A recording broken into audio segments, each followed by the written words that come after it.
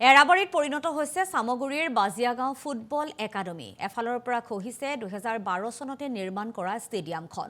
কোটি টকা ব্যয় সাপেক্ষে নিৰ্মাণ কৰা হৈছিল ষ্টেডিয়ামখন। বাইচুং ভুটিয়াই মুকলি কৰিছিল নুৰুল হুছেইন ফুটবল একাডেমী। শীঘ্ৰে ষ্টেডিয়ামখন পুনৰ নিৰ্মাণ কৰি কাৰ্যক্ষম কৰি তোলাৰ বাবে দাবী উত্থাপন কৰিছে।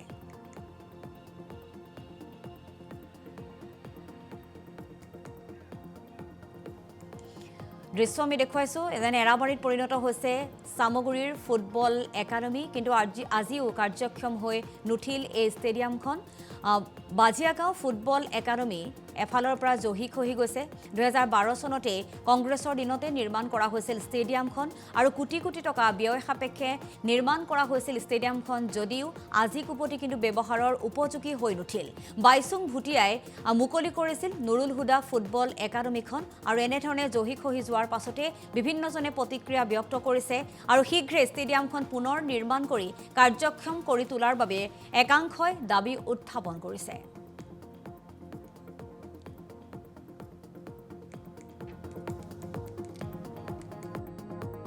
চনতে তেতিয়াই তদানীন্তন যিখন চৰকাৰ আছিল সেই চৰকাৰখনে ৰাইজৰ ৰাজহ আপোনাৰ মোৰ ৰাজহৰ টেক্সৰ পইচাৰে গৈ এনেকুৱা ধৰণৰ এখন ষ্টেডিয়াম গঢ়ি তুলিছিল। ভাবিছিলো অঞ্চলটিৰ এই ষ্টেডিয়ামটো হৈছে অঞ্চলটিৰ কিছু উন্নয়ন আৰু ক্ষিপ্ৰতাৰে বাঢ়িব, লগতে যিসকল কাষৰীয়া অঞ্চলৰ যুৱক যুৱতী আছে তেওঁলোকৰ ক্ৰীড়াৰ ক্ষেত্ৰত যাতে আৰু উন্নয়ন হ'ব, নতুন নতুন খেলুৱৈৰ সৃষ্টি হ'ব।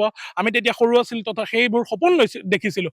কিন্তু তাতকৈ দুখৰ আৰু পৰিতাপৰ বিষয়ে যি উদ্বোধনী হ'ল, ভাৰতৰ মহান এগৰাকী ফুটবল খেলুৱৈ বাইচুং ভুটিয়াদেৱ আহিলে, তাৰপিছত উদ্বোধনী হ'ল। তাৰপিছত যি উদ্বোধনী হ'ল আজি পৰ্যন্ত কিন্তু সেই যোনখন ষ্টেডিয়াম, সেই ষ্টেডিয়াম আজি কি ৰূপত আছে, কি ধৰণে থাকিব লাগিছিল এখন ষ্টেডিয়াম, ইমান এখন সুন্দৰ কোটিটকীয়া ব্যয় সাপেক্ষে নিৰ্মাণ কৰা ষ্টেডিয়াম কি ৰূপত থাকিব লাগিছিল, কি কদৰ্য ৰূপত আছে। ছাত্ৰ সন্থাৰ স্পষ্ট দাবী, স্পষ্ট মত বৰ্তমানৰ চৰকাৰখনলৈ।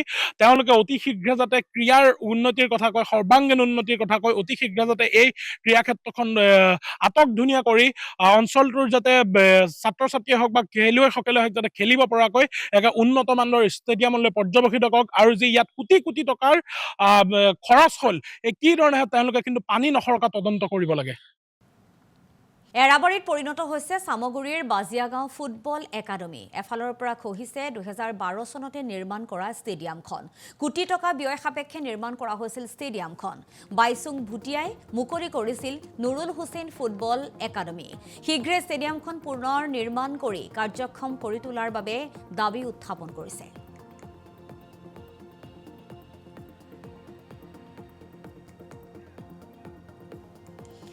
দৃশ্য আমি দেখুৱাইছো এজন এৰাবাৰীত পৰিণত হৈছে চামগুৰিৰ ফুটবল একাডেমী, কিন্তু আজিও কাৰ্যক্ষম হৈ নুঠিল এই ষ্টেডিয়ামখন। বাজিয়াগাঁও ফুটবল একাডেমী এফালৰ পৰা জহি খহি গৈছে। 2012 চনতে কংগ্ৰেছৰ দিনতে নিৰ্মাণ কৰা হৈছিল ষ্টেডিয়ামখন আৰু কোটি কোটি টকা ব্যয় সাপেক্ষে নিৰ্মাণ কৰা হৈছিল ষ্টেডিয়ামখন, যদিও আজি কোপতি কিন্তু ব্যৱহাৰৰ উপযোগী হৈ নুঠিল। বাইচুং ভুটিয়াই মুকলি কৰিছিল নুৰুল হুদা ফুটবল একাডেমীখন আৰু এনেধৰণে জহি খহি যোৱাৰ পাছতে বিভিন্নজনে প্ৰতিক্ৰিয়া ব্যক্ত কৰিছে আৰু শীঘ্ৰে ষ্টেডিয়ামখন পুনৰ নিৰ্মাণ কৰি কাৰ্যক্ষম কৰি তোলাৰ বাবে একাংশই দাবী উত্থাপন কৰিছে।